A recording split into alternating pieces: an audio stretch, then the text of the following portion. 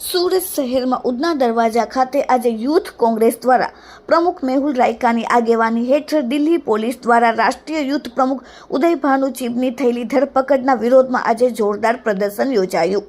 કાર્યકરોએ લોકશાહી મૂલ્યો અને બંધારણીય અધિકારોના સંરક્ષણ માટે એકતા દર્શાવી. પ્રદર્શન દરમિયાન વડાપ્રધાન મોદી તથા ગૃહમંત્રી અમિત શાહના પ્રતિકાત્મક પુતળાનું દહન કરીને કોંગ્રેસ કાર્યકર્તાઓએ વિરોધ નોંધાવ્યો. યુવા કોંગ્રેસે આ કાર્યવાહીનો કડક વિરોધ વ્યક્ત કરતા જણાવ્યું કે લોકશાહી અવાજને દબાવવાનો દરેક પ્રયાસ નિષ્ફળ જશે. દેશના યુવાનો અન્યાય સામે મૌન નહીં રહે.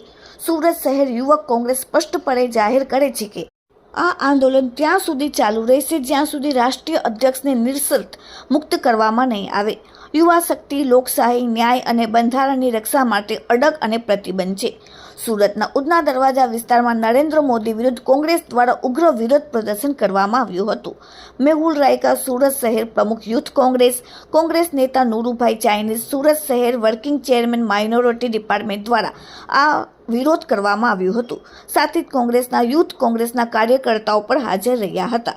પ્રદર્શન દરમિયાન એસ્ટેટ ફાઇલ મામલે પ્રધાનમંત્રીનું નામ આવતા કોંગ્રેસ કાર્યકરો દ્વારા સૂત્રોચ્ચારો પણ કરવામાં આવ્યા અને ઉગ્ર વિરોધ દર્શાવવામાં આવ્યો. આ દરમિયાન પ્રતિકાત્મક રીતે પ્રધાનમંત્રી નરેન્દ્રભાઈ મોદીનું પુતળાનું દહન કરવામાં આવ્યું અને સળગાવવામાં આવ્યું હતું. Bureau report, daily India TV, Surat.